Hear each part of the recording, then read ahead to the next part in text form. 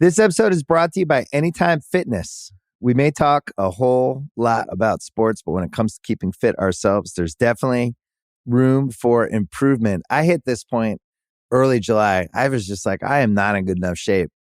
I started trying to walk at least 15,000 steps a day or hiking or just anything to keep my legs moving. Now it's the end of 2023. I feel great. I had a physical 3 weeks ago, and the guy was like, "You're doing great. You're doing better than you were 3 years ago." I felt great. Whatever your goals are, progress is possible thanks to Anytime Fitness. Get a personalized plan and support from an expert coach anytime, anywhere. Visit anytimefitness.com to try Anytime Fitness for free. Start to train for your life. Terms, conditions, and restrictions apply. See website for details. This episode is brought to you by Atlassian. Atlassian software like Jira, Confluence, and Trello help power global collaboration for all teams so they can accomplish everything that's impossible alone. Because individually we're great, but together we're so much better. Learn how to unleash the potential of your team at Atlassian.com. Atlassian.com. Atlassian. Tap the banner or visit this episode's page to learn more.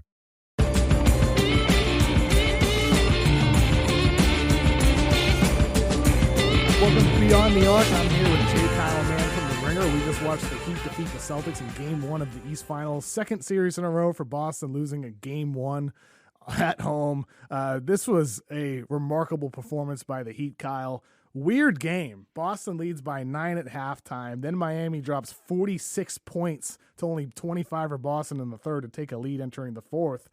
In that fourth quarter, there was this weird stretch for both teams where neither of them could seem to close the gap for Boston or extend the lead from Miami. From 4:50 until 2:31, Boston didn't score, and then they didn't score again until the 56-second mark. Over that stretch, here's Boston's possessions. Brown missed 3. Horford turnover. Tatum turnover. Brogdon misses 1 of 2 free throws. Tatum turnover. A deficit goes from 5 to 10. Heat able to extend the lead and get the win. A remarkable performance by the Heat.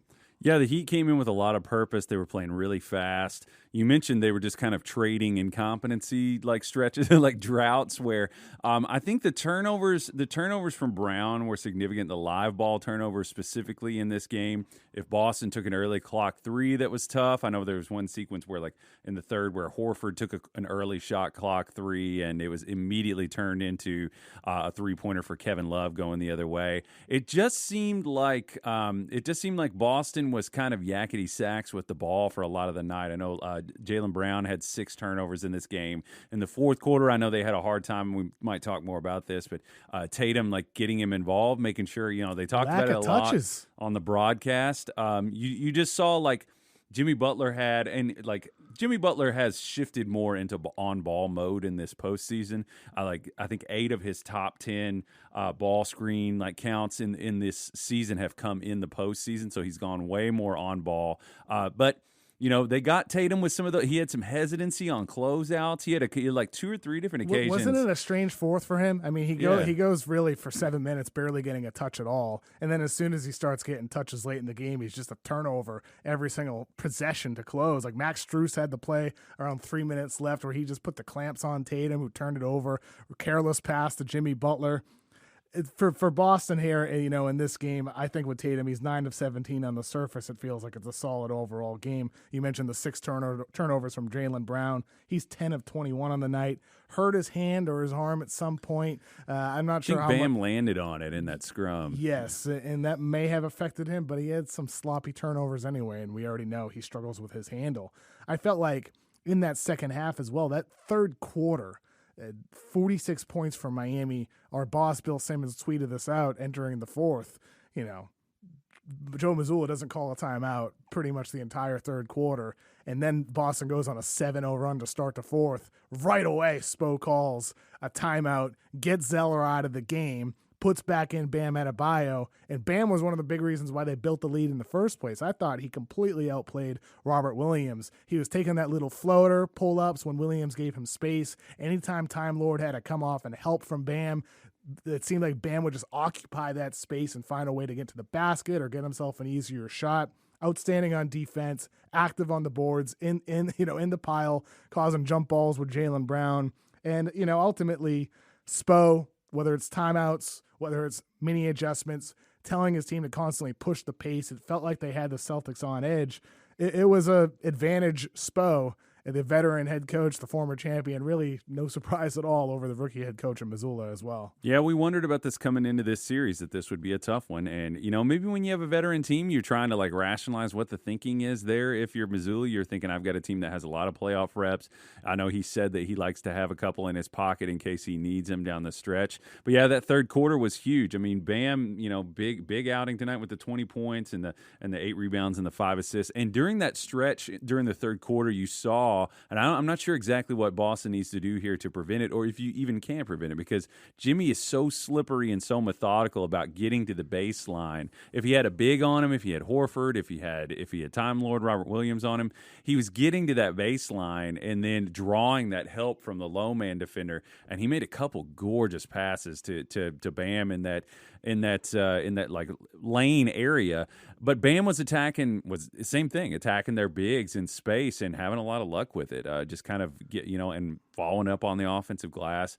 He was a bully. Yeah, he was. He's a monster flying all over. He does everything Time Lord does, but better. I mean, Bam in the game. I mean, he was absolutely unbelievable. He ended with a total of 9 of 13 from the floor, 20 points, plus 18, 8 rebounds, 5 assists, dominant out there. And I thought Eric Spoelstra, one other good move he made in the first half, we saw Kevin Love at the 5 for 2-3 minutes. Celtics went from having a deficit to a pretty, solid lead, and then immediately Spo calls a timeout, gets Bam back in the game again. Multiple instances where Bam's like, hey, you got to play heavy minutes in this game to give us an opportunity to win. So for moving forward in this series, it'll be interesting also to see Boston, a heavy three-point shooting team. I mean, they jack them up.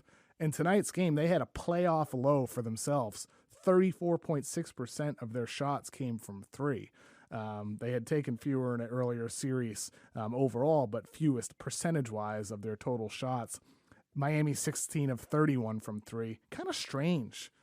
From Boston, not finding the 3-point line in ways that they did before. What was there anything that you saw, like Miami running them off the line? Is there something perhaps Boston could do to find more wide open threes moving forward? I think a lot of their game is predicated specifically in this series by their ability to get downhill, get that penetration, and a lot of those live ball turnovers.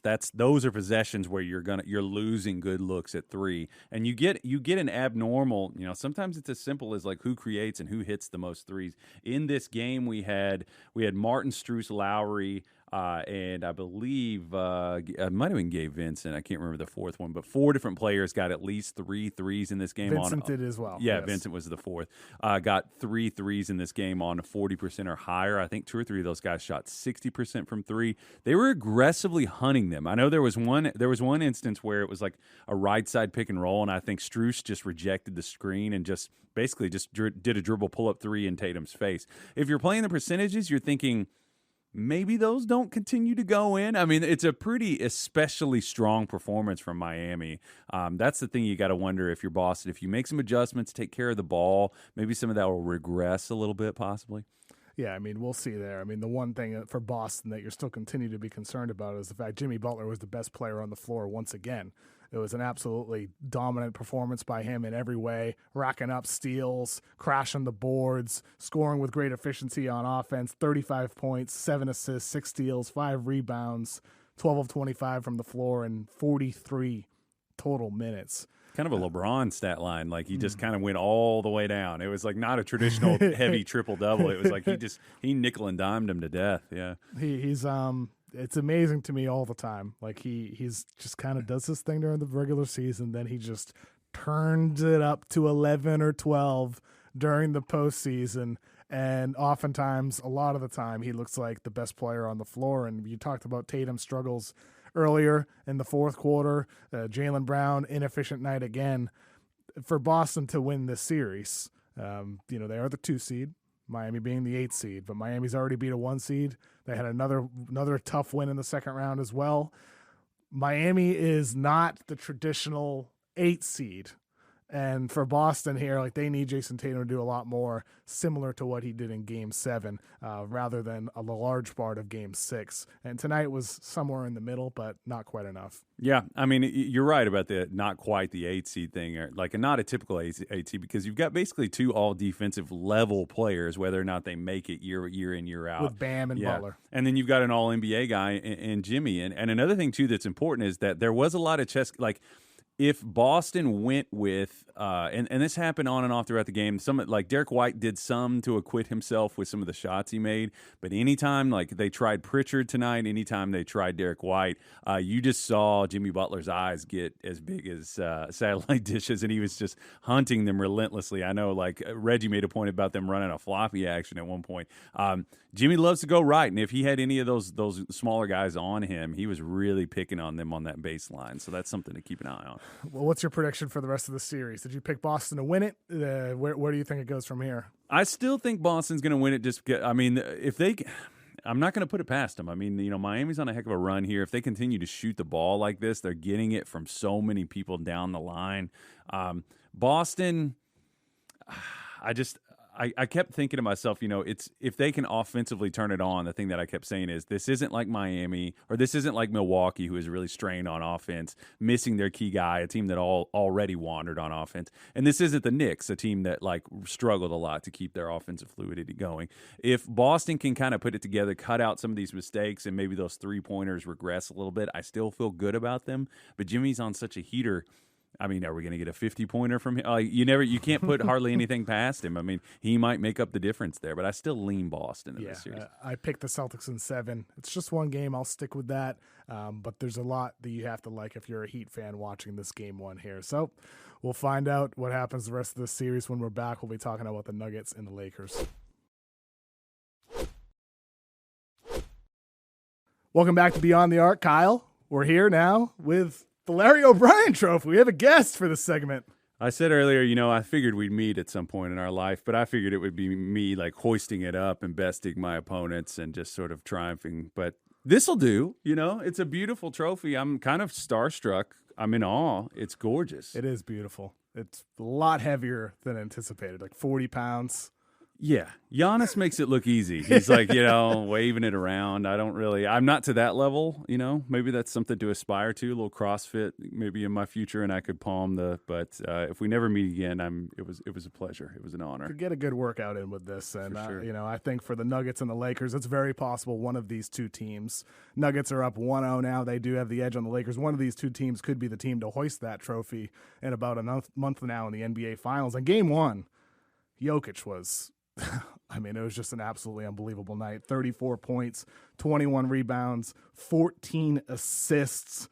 Kyle, for 3 quarters, he just absolutely dominated the game. Probably one of the better performances we've seen this entire postseason, right? Oh, yeah. And he just showed you a little bit of everything. We saw him do the catch and shoot thing. We saw him dribble into his own jumper. We saw him get to the rim. We saw him attack the rim a few times, catch AD off surprise, by surprise, which is something I think we can talk a little bit more about in terms of their scheme and like how they're going at the Lakers.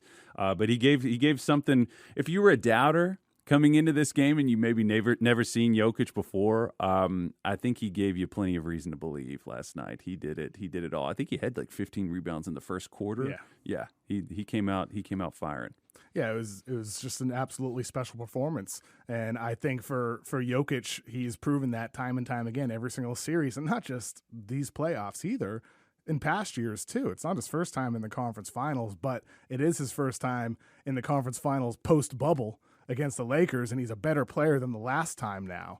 And so this is our second time on a big, huge stage against a very good team that's drawing a lot of eyeballs. We just saw Lakers Warriors, breaking some, records for, viewership for 20-plus years. So now Jokic being a better overall player, having won 2 MVPs, he's got a lot of eyes on him. Since we have Larry here, might as well ask Larry his thoughts on the game from Game 1. Larry, what stuck out to you in Game 1? Keeping Aaron Gordon in the dunker spot let the Lakers back in the game until Mike Malone made the smart decision to move Gordon to the corner over the final minute. And you know what? I bet we'll see Gordon get used as a screener next game. By the way, why does it have to be Michael? What's wrong with Mike? Who gets mad getting called Mike instead of Michael? I don't get it. Please, Kyle, tell me what's wrong with this guy Malone. I didn't know that bit was coming, and I laughed a lot. That's pretty good. So that was sort of like that scene in Alien where the chest burster came out and you got the genuine reaction. That was my genuine reaction. I didn't know Larry had it like that. I shouldn't be surprised, I guess. But good points all the way around. I mean, I guess this segues into, do you want to segue into the what comes to mind for you, Kyle? The chess game going forward? Why does it have to be Michael instead of Mike? Larry brings up a good point there, but Michael Malone did make a great point, though, in that fourth quarter. He stuck after the Lakers moved Rui Hachimura on to Nikola Jokic. It just completely suffocated that Nuggets offense in the half court. They had LeBron James and Anthony Davis helping on the inside the paint, nowhere for Denver to go until like the last minute when Michael Malone put on Aaron Gordon in the corner. Moved him from the dunker spot from the entire freaking fourth. And then suddenly their offense was, fine the last minute. He said during the off day on Wednesday that, hey, we're coming back in game 2. If they're putting Rui on Jokic, we know what we're going to do. Did the Lakers possibly tip their hand too early, you think, going with Rui on Jokic? Should they have maybe saved that for game 2?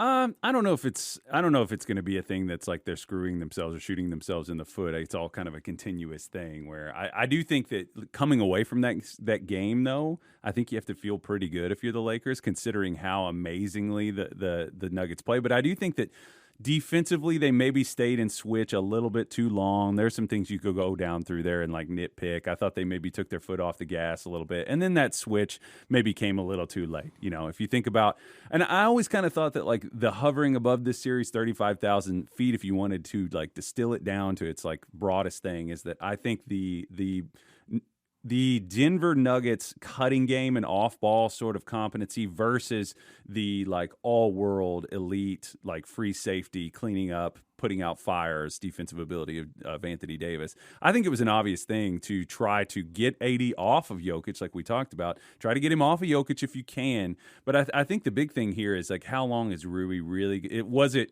how long is it going to take for Jokic, the guy who's like the supercomputer brain basketball player? How long is it going to take him to figure out Hachimura? I don't think it's going to take very long. Rui did a good job. He did. Is it going to hold up, though? Yes, that's the question. And I can't imagine that it does. You're going to have to see the Lakers switch up schemes. I don't think they can do any one thing. And for LA, I wonder if at some point we'll see them go with that again, but then put AD on him, and then, maybe put Vanderbilt on him, switch up schemes throughout the game, rather than they stuck with AD for too long, like Larry said.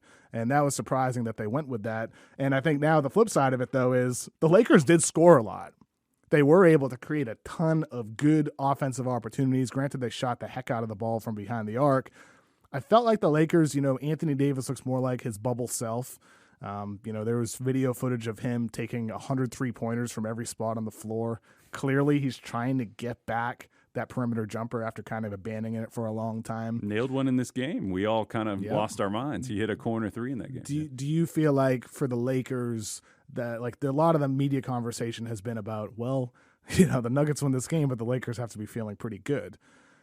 Do you subscribe to that? And if you do, or even if you don't, is AD part of a reason to feel, any sense of satisfaction after game 1? I think you want to resist the tendency to like throw off the balance of AD's attack, and I think for every player there's a pressure release thing. I've talked about this in the past. Like, it's different for every player, and I think for AD, you don't want to lean towards becoming like a face-up 18-footer, which I think he did that for 3 years. Like just lean way too heavily on that. I think where he's killing them is in these like short curls where he's shooting these little left, right-handed kind of floaters. These just chip shots, because then he's close enough to put them back in. And I just think in the short range, like I think defensively, or Denver has enough kind of team rebounding to where I don't think you want to lean too heavy. And he doesn't make that shot at a high enough clip. I know he aspires to do it, but you got to kind of pick and choose your spots, I think, with AD's jump shot, and it's been that way over the course of his career. And game 2 coming up on Thursday night. What's your prediction for game 2, Kyle?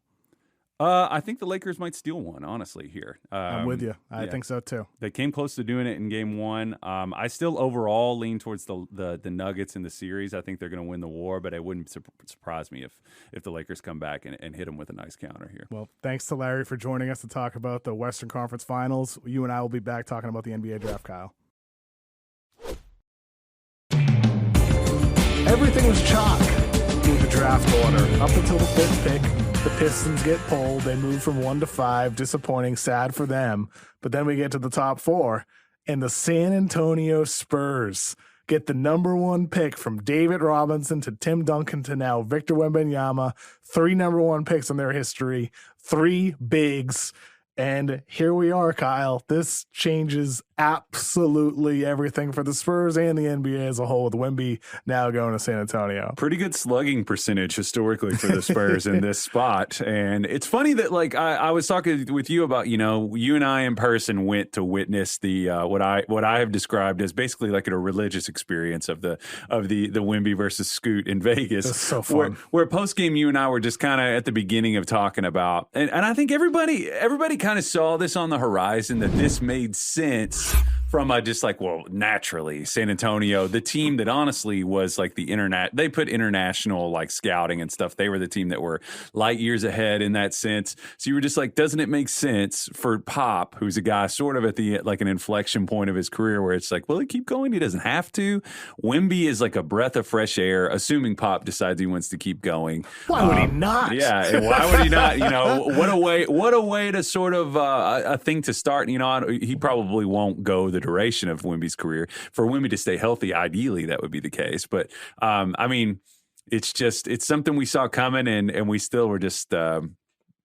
It just seems like a great situation for Wemby. It's a great fit for him, and it'll be comfortable. And they're a franchise with a lot of like alumni that can help him too, and including a great Frenchman in Tony Parker. So I'm sure that'll be something there. And I think for Wemby going there to Pop, he's 74 years old. I can't imagine if Wemby has a long, healthy, fruitful career, 15, 20 years for Pop. Boy, oh boy, I doubt he goes that long. If anybody could do it though, got that wine longevity. Yeah. You never know there.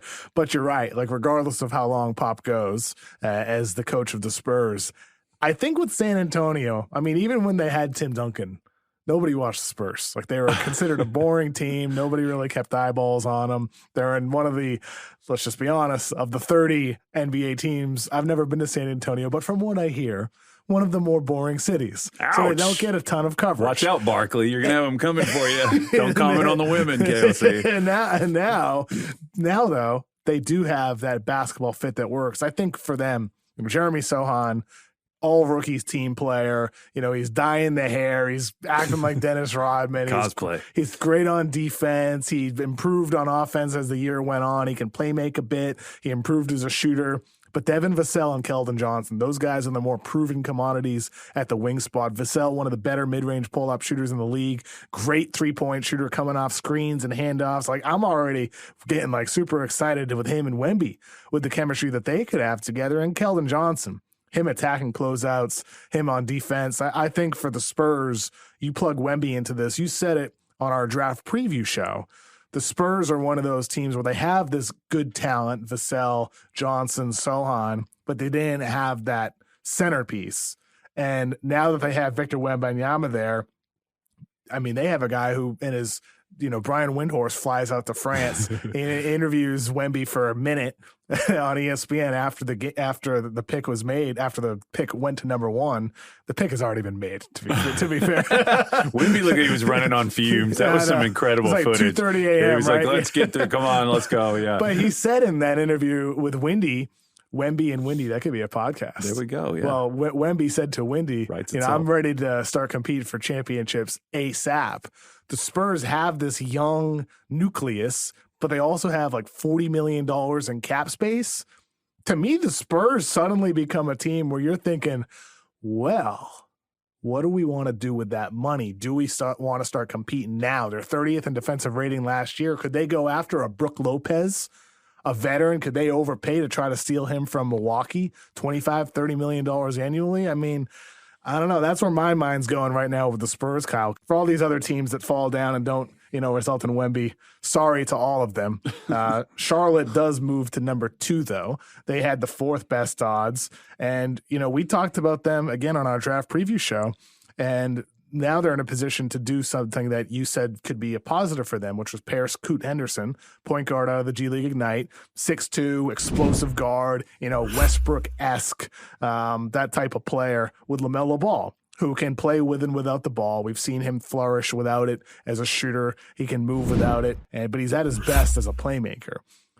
But they are at the inflection point of the draft here. This is really where things get started here, because they could also go with Brandon Miller out of Alabama, 6'9", has playmaking instincts in his own way, a better defender. He's bigger. He's a better shooter than Scoot. To me, Miller's the clear choice, but this is going to definitely be something that is debated within that Hornets front office, because there's a lot of logic behind pairing Scoot and LaMelo and having that be some supercharged backcourt, right, Kyle? Yeah, and I think you could potentially put LaMelo out there with Brandon Miller, and then like if you want to keep PJ around, I think that makes sense. I think those two guys could play together. But I do think PJ Washington should be a keeper. Yeah, and I think he's just kind of been waiting for a situation that makes sense for him. Like I think he's like an interesting 4.5 in this league that just needs to find a good situation. But yeah, I mean the Scoot and LaMelo thing makes sense, because I think often when we think about NBA teams, we think about someone taking like the lion's share of the touches, and that's just the way that a team works. When really increasingly teams are moving towards this direction of like you want to have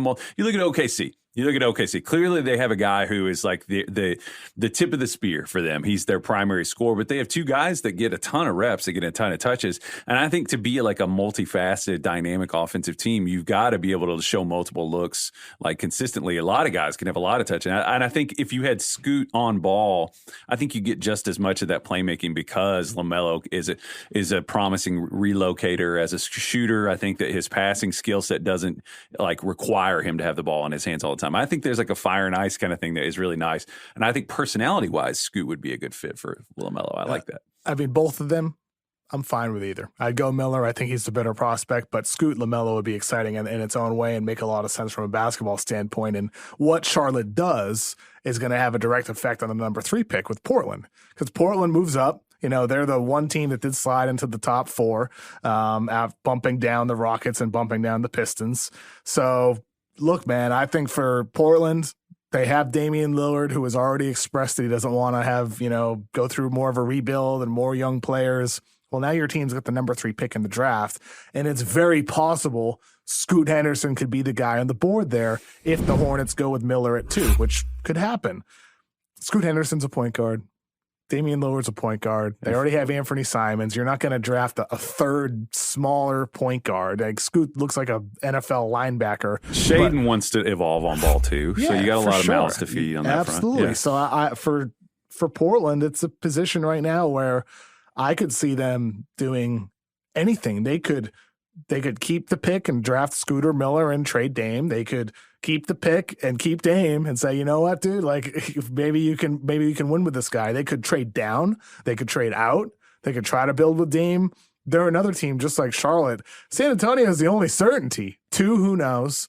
3, they could go any direction. Like somebody could move up to this point as well. Like Orlando has 2 firsts. Yeah. 2 lottery picks. Yeah, I guess it really depends on what you'd have. I mean, you have to look at the fit and the needs for those teams in the 4 through 10, 4 through 14 range and think, are any of them going to covet Scoot?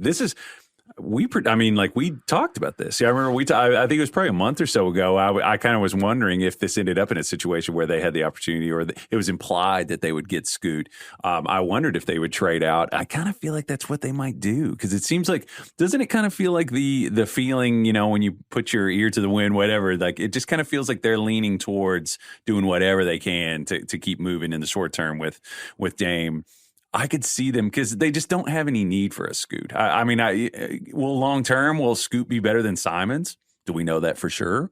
Not really. I mean, like Simons is really good. Yeah, Scoot's a better playmaker though than Simons, I believe. Yeah, I don't know that it's like a total like a for sure shoe in, but it's like I could see them totally trading out if they it could happen. And a lot of teams could. I mean, you mentioned the needs of teams 4 through 10. I said Orlando with 2 lottery picks, 6 and 11, but it could also be somebody like the Rockets saying we want to move up 1 spot to number 3 to assure we get our guy, using, a bundle of our future picks that we received through numerous other trades. Like Houston could move up as well. There's a lot of teams that could try to, and the Rockets do fall to number 4. They had the second best odds. They're the second biggest loser in this year's lottery. The first biggest loser is the Pistons at 5. We'll get to them in a moment, but Houston, man, at number 4 at this point, in my mock draft on the Ringer, I have them taking Amen Thompson out of the overtime elite. And for them, you think about the position that they're in right now. Obviously, you want to have Wemby, goes without saying. You would have loved, Brandon Miller for that matter too. But Amen Thompson's a really high upside player, and I think about the fit with him and Jalen Green, two hyper athletic guards in the backcourt. Green less of a playmaker, Thompson more of that driving force. It could, and Thompson's more of an energizer on defense as well. It feels like there could be something there that could make sense with the backcourt with him and Green, and then with you get Jabari Smith and Şengün and then Tari Eason and a bunch of quality young talent on that team. Thompson could be the piece that they actually need at number 4. Yeah, I mean, an upgrade at like rim protection, like a rim protector would have been like the nice thing, but I don't think that there's a guy that makes sense value-wise to reach for at that point that high. I mean, the one thing your mind goes to is like Thompson and Jalen Green they're skinny. I mean, like skinny backcourts can get picked on pretty easily. My question for you, and this is just hypothetical in the moment here, I mean, like Anthony Black versus an Amen Thompson, they offer similar things, but it's just Amen is such an off-the-charts athlete. I was telling some of our guys that we were watching the game with it. Like, I mean, next year he's going to be arguably the best perimeter athlete in the league. I mean, Amen will. I mean, which one do you go for? I mean, like Black offers a lot of the same things. He's like a monster defensively. He takes a lot of pride in it, gives you a lot of energy, gives you that connectivity. But I definitely could see them supporting Jalen in the way that you're talking about, like just giving you some more switchability, cross switch, take away some of the pressure for him to guard the ball. It makes sense on that front. I think Houston's also another team that could move out. It's very possible at number 4. That's something that's been, kind of out there throughout the year. Like, well, who knows with Houston? If they don't get number 1, they could be a team. We know about the James Harden potential interest. Maybe they try to move number 4 for another player, sign Harden, trade 4 for, insert, top 30, top 40 player here with other picks. I mean, Houston could move out as well. Like, this could be the way this draft shook out, it went chalk up until number 5. But the way those teams landed in the top 4, I think makes for a very, very interesting next handful of weeks leading up to the draft when it comes to the trade market. And then at number 5, the Pistons. I mean, brutal. Yeah. I mean, brutal. Yeah, really brutal. You lose Cade all year and, And for what now? Yeah, I mean, assuming he really, it's a legitimate problem. I don't know if they held him out maybe longer than they had to or something like that. It was an issue. But I mean, maybe they wouldn't have, went as far with, the surgery and whatnot, but it was an issue. Yeah. Yeah, it's.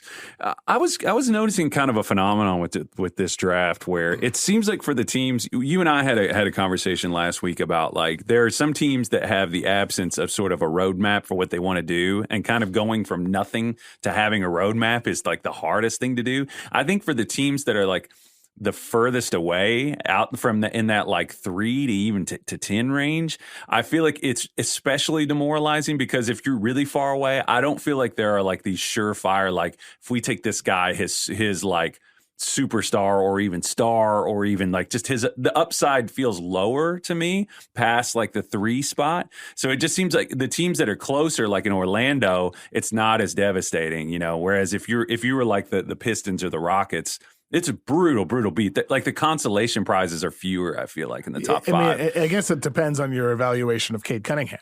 If you view Cade as a guy who's going to become a top 10 player in the league, then you're like, yeah, well, we got our guy. You seem skeptical. You're looking at me like you don't see that upside with Cade Cunningham. Who was a number 1 pick. Just to give you an idea of how the number 1 pick varies from year to year. I mean, I was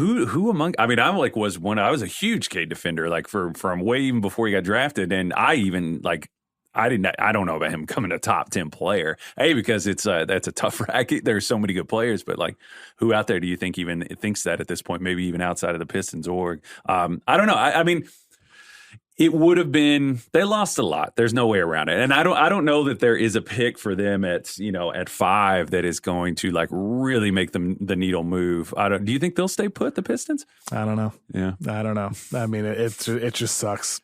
It seems like there could be like way more movement than normal.